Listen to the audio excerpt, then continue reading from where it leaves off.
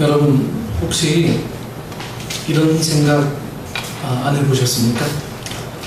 야, 이 일 더미에서 벗어나서 어디 가서 한 달 좀 막 푹 쉬고 싶다. 다들 거기를 그때 현대인이라면 누구나 다 이런 생각을 할 겁니다.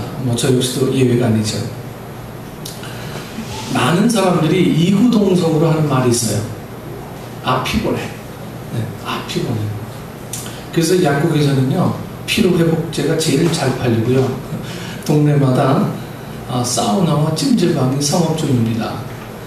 요즘 휴가철인데 많은 분들이 도시로 탈출하고 있어요. 어제 이렇게 밤에 오다 보니까 아파트에 불이 많이 꺼져 있더라고요. 늦은 밤이 아닌데도. 또 주말에는 레저를 즐기는 분들도 요즘 굉장히 많이 늘어나고 있습니다. 모두 다 좋은 일입니다. 여러분, 쉼이 없는 인생은 마치 브레이크가 고장난 자동차처럼 아주 위험하죠.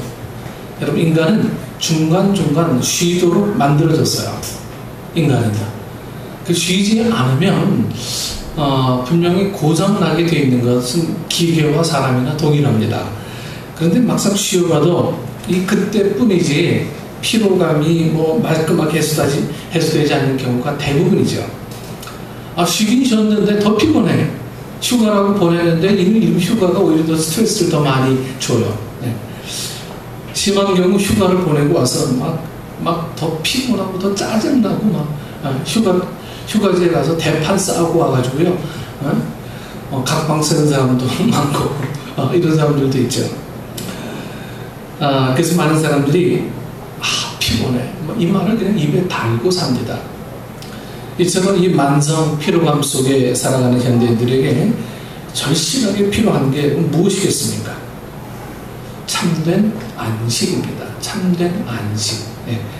휴식을 취할 때 잠시 느끼는 일시적인 안식이 아니라 여러분 일관된 삶의 방식, 즉 이 라이프 스타일로서의 참된 안식이 필요합니다.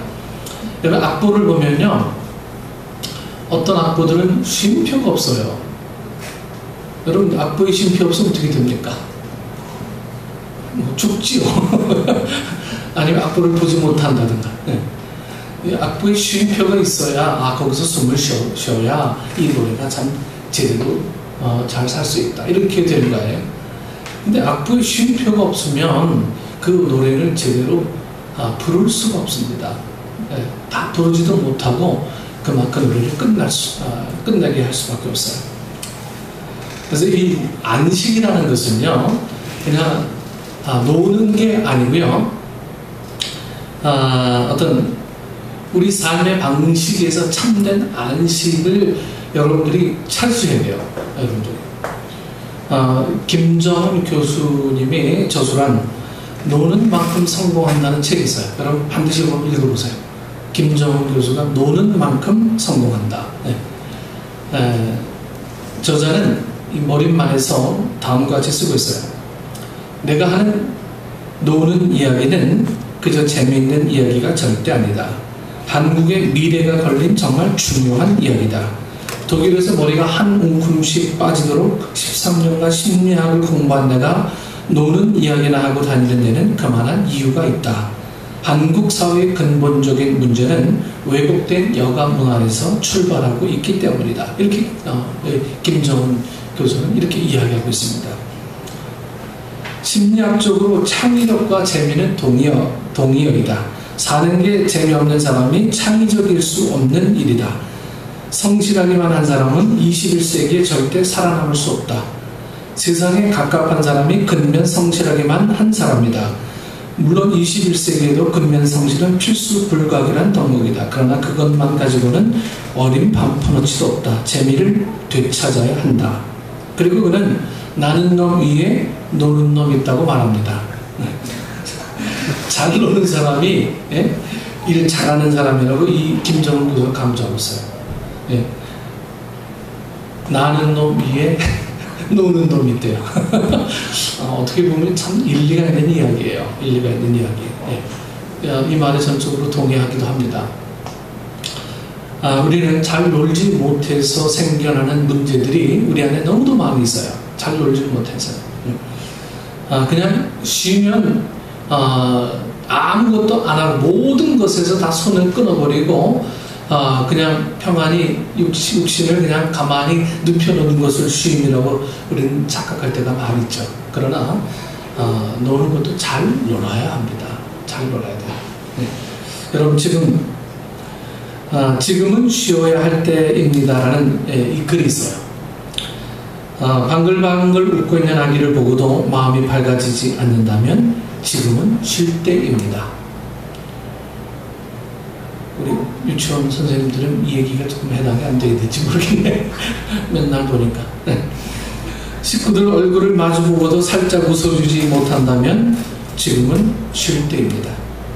아침에 눈을 떴을 때 창문을 비추는 아침 햇살이 눈부시게 느껴지지 않는다면 지금은 쉴 때입니다. 사랑하는 사람의 하루가 궁금하지 않고 전화도 기다려지지 않는다면 지금은 쉴 때입니다. 오랜만에 걸려온 친구의 전화를 받고 바쁘다는 말만 하고 끊었다면 지금은 쉴 때입니다. 아름다운 음악을 들으면서도 소리만 들릴 뿐 마음의 감동이 흐르지 않는다면 지금은 쉴 때입니다. 슬픈 영화를 봐도 눈물이 나오지 않고 슬픈 연속극을 보면서 극본에 의한 것이라는 생각이 든다면 지금은 쉴 때입니다. 오래된 사진첩을 넘기다가 반가운 얼굴을 발견하고도 궁금해하지 않는다면 지금은 쉴 때입니다. 사랑하는 사람과 헤어진 뒤 멀어지는 뒷모습을 보기 위해 한 번도 뒤돌아보지 않는다면 지금은 쉴 때입니다. 아침과 저녁이 같고 맑은 날과 비 오는 날도 같고 산이나 바다에서 똑같은 느낌을 받는다면 지금은 쉴 때입니다. 당신은 그동안 참 많은 일을 했습니다. 그러나 가장 중요한 일 한 가지를 하지 않았습니다. 그것은 쉬는 일입니다. 이 글을 읽으면서요, 지금 좀 쉬어야 될 때구나 라고 느끼지 않는 현대인은 거의 없을 거예요. 여러분 여기 한 가지라도 저촉이 안 되시는 분은 없을 거예요. 다 저촉이 될 거예요. 여러분들은 사랑하는 아내나 남편이 헤어져 있을 때 한번 뒤돌아봅니까? 한번 뒤돌아서면 그냥 뒤도 안 돌아봐요. 뒤에 안 돌아보면 내가 좀 쉴 때구나. 내가 쉬지 못해서 이렇구나. 그래서 쉼이라는 것은요, 우리를 새롭게 바라보는 재창조의 시간이죠. 저는 그 생각을 가장 절실히 하는 사람 가운데 한 사람입니다. 그래서 쉬는 거는 투자가 필요하다라고 생각해요. 저는 쉬는 것을 무조건 돈을 작게 들이고 그래서 뭐 돈 안 들이고 뭐 이렇게 하는 걸 쉼이라고 보지 않아요. 저는 빚을 내서라도 쉬는 거는 해야 된다라고 생각하는 사람이에요. 그래서 외국 여행을 가더라도 우리 크레딧 카드 긁어서 빚을 내서라도 가자. 이거예요. 제 생각은 이건데 많은 사람들이 거기 동의를 못하니까 말을 세게 못하는 거죠. 그래서 쉼이라는 것은요, 우리를 다른 세계로 인도하는 중요한 그런 사건인데 이 사건을 하지 않고 늘 내 생각에 머물러 있던 고정된 생각으로 인해서 이 쉼을 생각하다 보니까 쉼이 스트레스가 되는 거예요. 쉼이 아니고 쉼이 스트레스예요. 쉼이 오히려 더한 피로를 가중시키고 쉬다가 많은 사람들이 더 어려워지는 경우들을 바라보게 되죠. 오늘 본문에 보면 예수님께서 제자들을 둘씩 짝을 지어서 파송하시는 이 장면을 보게 됩니다. 제자들은 능력을 받아 각 곳에 흩어져서 열심히 전도를 했습니다. 병고침의 역사가 일어나고 귀신을 쫓아내는 그 역사가 일어나고 죄인들이 회개하는 역사가 막 곳곳에서 일어났습니다. 이렇게 놀라운 전도의 열매를 맺고 돌아온 제자들에게 예수님께서는 잠깐 쉬어라 라고 말씀하셨어요. 여러분 잠깐 쉰다는 말은 이 휴식을 이야기하는 거예요. 휴식. 너희들 그동안 힘들어서 전도했으니까 좀 쉬어라. 30절 말씀을 보면 사도들이 예수께 모여 자기들이 행하는 것과 가르치는 것을 낱낱이 고하니. 여기에 어떤 단어가 여러분 스트레스를 일으킵니까? 여기 이 낱낱이란 이 단어입니다. 낱낱이란 단어. 정확하다는 면에서 요즘 매우 좋은 거예요. 그러나 아마도 예수님의 제자들은 도착하자마자 아마도 숨 돌릴 겨를도 없이요, 막 몰아세우면서 그들이 있었던 일들을 막 보고하기 시작했을 거예요. 나는 막 여기 갔더니 이런 일들이 벌어졌고요. 나는 여기 갔더니 막 만진병이 일어났고요. 예수님에게 막 자기가 행했던 그 사역을 막 보고하기 시작하는 거예요. 낱낱이 보고하자 주님은 제자들을 얼굴을 이렇게 바라보시다가 그 보고를 중단시킨 것으로 보여집니다. 아마도 그보다 중요한 안식의 여유가 제자들에게 필요하다고 주님이 판단하셨기 때문입니다. 여기 31절에 보면 이르시되 너희는 한적한 곳에 가서 잠깐 쉬어라 하시니 이는 오고 간 사람들이 많아 음식 먹을 겨를도 없습니다. 잠깐 쉬어라. 여러분, 반드시 긴 안식만이 우리에게 도움을 주는 건 아니죠. 잠깐의 안식, 여러분 잠깐의 어떤 이 새우잠, 얼마나 이 새우잠이 답니까? 자다가 한번 졸아봐요. 얼마나 단지 몰라요. 저도 이제 점심 먹고 여기 앉아서 있다 보면요, 잠깐 이렇게 의자에 앉아있으면 졸아요. 잠깐 졸았는데 눈이 그냥 얼마나 맑아지고 막 기분이 좀 상쾌한지 몰라요. 잠깐, 잠깐의 낮잠, 잠깐의 산책, 잠깐의 망중한 이 잠깐의 휴식도 우리 인생의 장에서 얼마나 여러분 여유를 제공할 수 있습니까? 주님은 그리고 다시 이 잠깐의 이 휴식을 통해서 이 얻어진 삶의 에너지를 가지고 다시 그를 기다리고 있는 산적한 문제 앞에 서서 복음을 외치고 말씀에 사용하실 수가 있었던 것입니다. 여기 쉼은 이 헬라어로 이 아나푸신이라고 합니다. 아나푸신. 이 아나라는 단어는 다시라는 뜻이고요. 이 푸신이라는 뜻은 영어의 이 포즈, 즉 이 멈춤이라는 단어잖아요. 다음 단계의 행동을 위한 멈춤이란 뜻입니다. 쉬고 나면 새로운 창조를 위한 새 힘을 얻게 됩니다. 그래서 안식은 새로운 창조인 거예요. 새로운 창조. 최근에 많이 읽히는 시 중에 이 책 중에 행복한 멈춤이라는 책이 있습니다. 행복한 멈춤.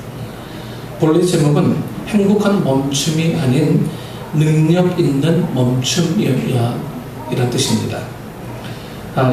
이 제목인데 저자는 우리가 하루에 한 3분이라도 멈추어서서 행복한 생각을 하고 그 생각이 이루어진 것을 믿고 하나님께 감사할 수 있다면 우리 인생은 경이적으로 달라질 것이라고 약속합니다. 경이적으로. 여러분, 우리가 바라보는 하늘이 늘 똑같다고 생각하십니까? 다르죠. 요즘 혜빈이랑 자주 병원에 가서 이야기합니다. 앉아있는 게 얼마나 큰 축복이고, 그리고 걸어 다닐 수 있는 게 얼마나 큰 축복이고, 예배할 수 있는 게 얼마나 큰 축복이라는 것을 다시 한번 병상에서 느낍니다. 평상시 몰라요. 똑같은 하늘이고 똑같은 예배고 똑같은 환경인데 우리가 여유가 없고 쉼이 없을 때는 전혀 느낄 수가 없는 거죠. 그래서 이 쉼이라는 것은 우리를 새로운 세계로 인도하는 어떤 재창조의 역사가 분명히 그 쉼 속에 있습니다. 그래서 많은 사람들이 휴가 갑시다 하는 얘기는요, 놉시다, 우리 좀 놀자, 이 얘기도 물론 있겠지만 우리 이 휴가를 통해서 새로운 어떤 세계를 좀 맛봅시다, 그 의미도 굉장히 많이 숨어 있습니다. 그래서 가족들이 휴가 갑시다 라고 외치면요, 담대하게 여러분들 함께 떠나세요.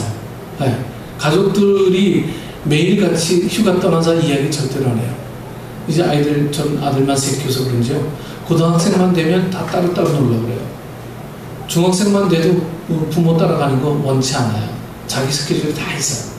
교회에서 가죠, 친구들하고 어디 가죠, 할 일들이 너무 많은데 어떻게 부모님하고 따로 같이 가겠습니까? 부모님하고 같이 가자라고 얘기하는 게 얼마나 보기 좋아서요. 그럼 여러분 피곤해도 같이 떠나요. 떠나다 보면 이런 얘기 저런 얘기 많이 합니다. 저는 이제 아이들하고 뉴욕에 있을 때 많이 떠났습니다. 한번 떠나면 기본적으로 운전이 한 3시간이잖아요. 3시간은 해요. 3시간 동안에는 그 아이들이 차 안에서 이 얘기 저 얘기 다 합니다. 제가 일부러 저 음악도 안 틀어요.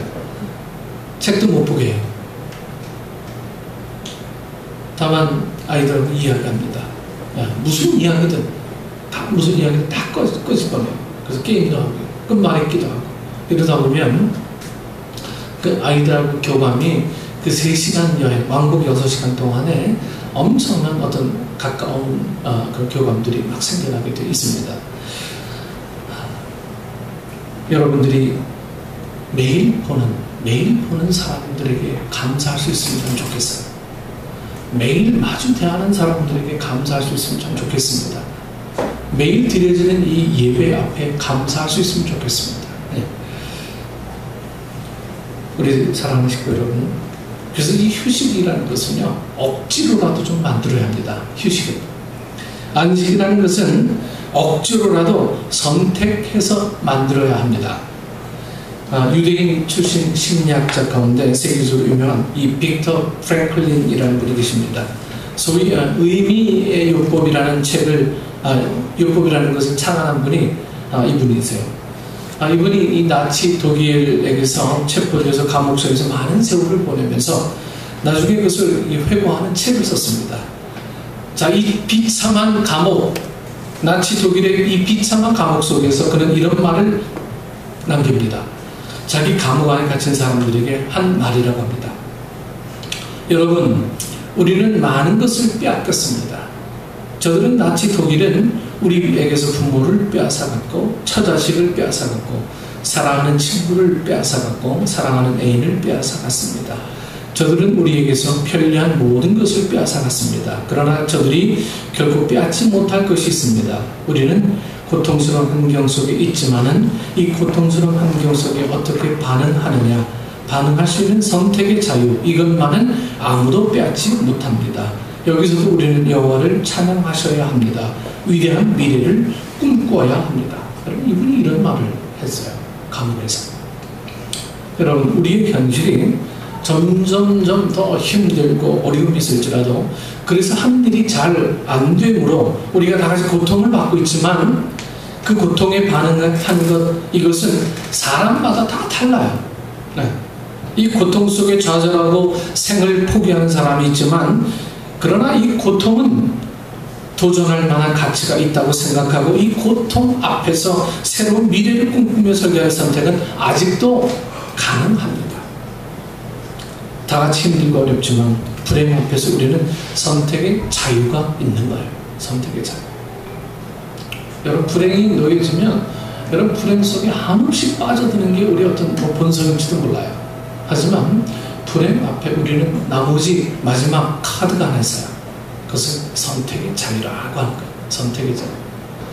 내가 이 속에서도, 이 불행 앞에서도 정말 기뻐할 수 있느냐 하는 것. 이것은 내가 선택하는 거예요. 누구에게 선택을 강요받을 수 있는 것이 아니라 내가 선택할 수 있는 거예요. 그래서 과거 우리 주입식 교육은 선택의 자유를 앗아가는 교육이잖아요. 자기가 선택할 수 있게 만들지 못해요. 정답을 주니까. 우리는 정답을 주는 게 아니고요, 그가 선택할 수 있도록, 그 선택이 최선이 될 수 있도록 뒤에서 돕는 조력자들이 되어야 되는 거예요. 우리는 내가 갖고 있는 상식들이 최선인 줄 알죠. 내가 갖고 있는, 내가 생각하는, 내가 살아온 모든 삶의 경험들이 최선의 삶이라고 우리는 생각하고 있어요.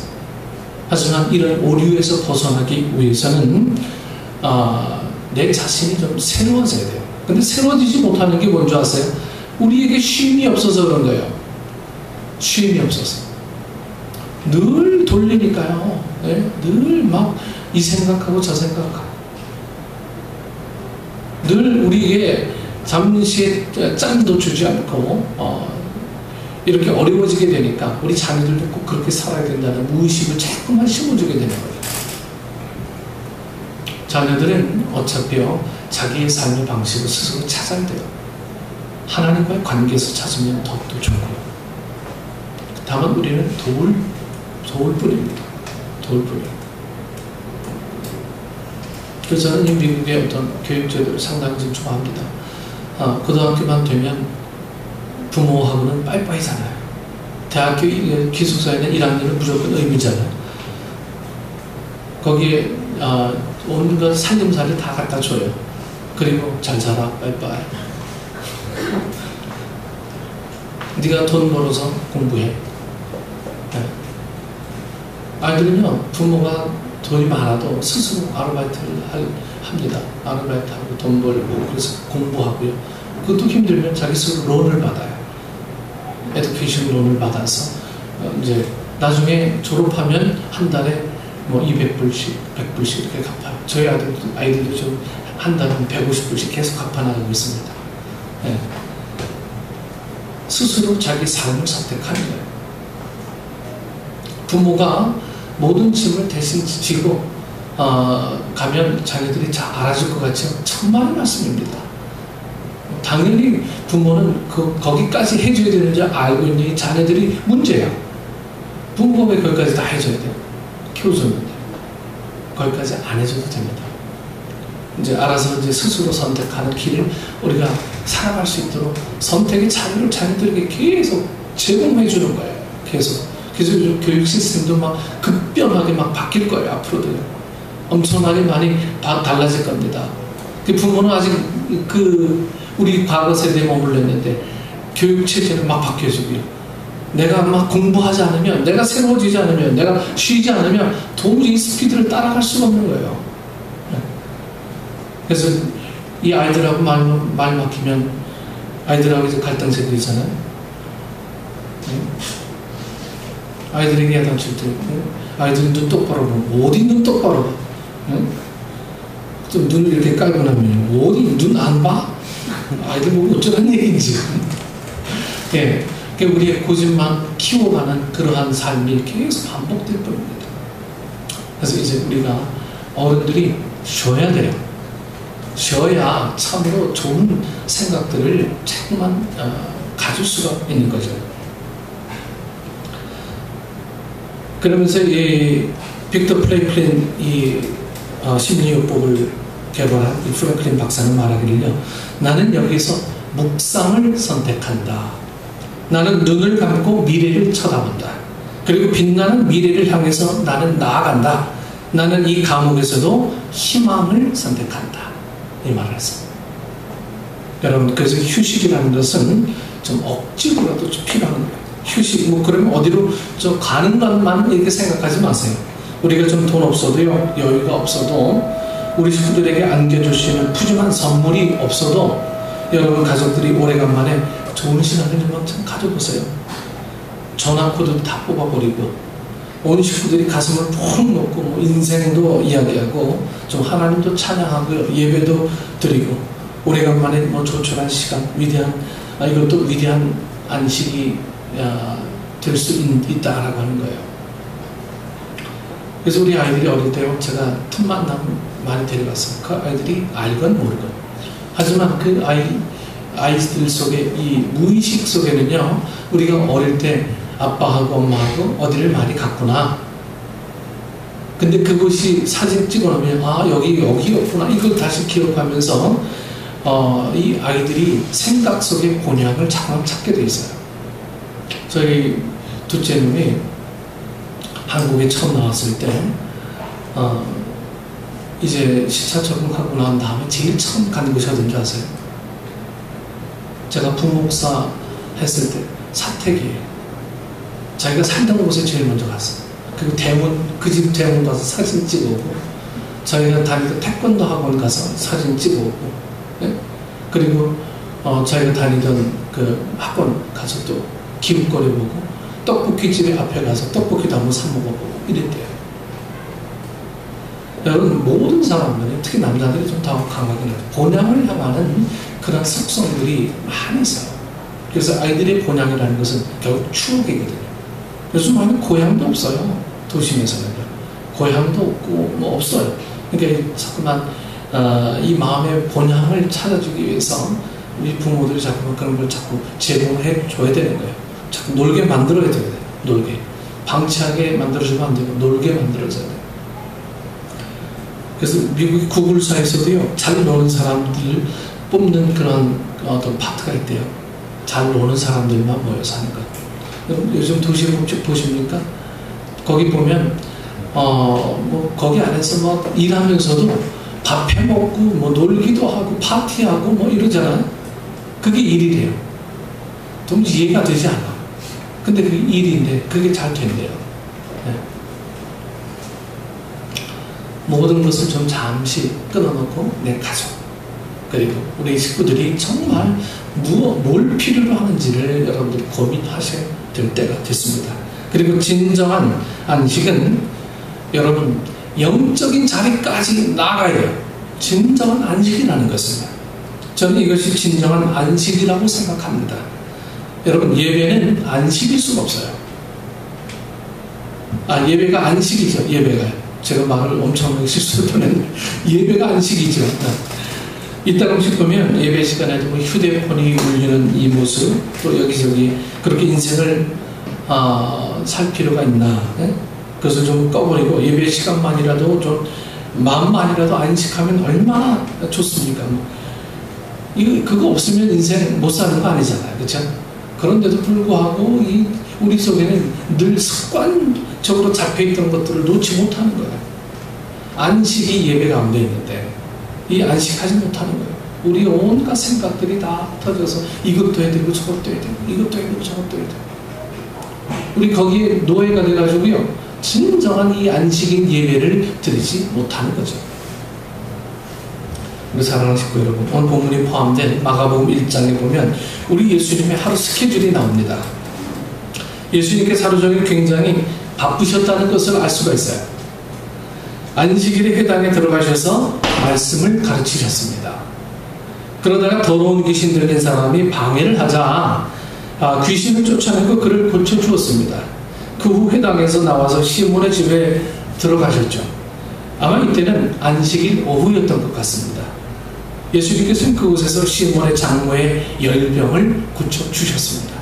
그리고 그 위에 그냥 발 씻고 주무신 것이 아니죠. 33절에 보면 온 동네가 그 문 앞에 모였더라 이렇게 말씀하고 있는 것을 보면 예수님의 이 소문이요 온 갈릴리 지방에 퍼져서 날이 저물어 저녁이 되었을 때 수많은 이 병자들과 귀신 들린 사람들이 시몬의 집으로 몰려왔습니다. 예수님께서는 그 많은 병자들과 귀신 들린 자들을 일일이 고쳐주셨어요. 아마 병자들과 귀신 들린 사람들을 위해서 기도해 주신 경험이 있는 분들은 아시겠지만 예수님께서 하신 일은 쉬운 일이 아니었어요. 저도 이 병자를 위해서 기도하다 보면요 그 병자의 아픔이 내게로 막 전이가 돼요. 그래서 나도 막 허리 아픈 환자들을 위해서 기도하다 보면 내 허리가 막 끊어질 것 같은 아픔들이 있고요. 머리가 아픈 환자들을 위해서 기도하면 내 머리도 막 아픈 그 경우들을 많이 체험합니다. 예수님도 아마 이러셨을 거예요. 예수님도. 귀신 들린 사람을 위해서 기도하는 것은 육체적으로 많이 피곤합니다. 이처럼 예수님께서는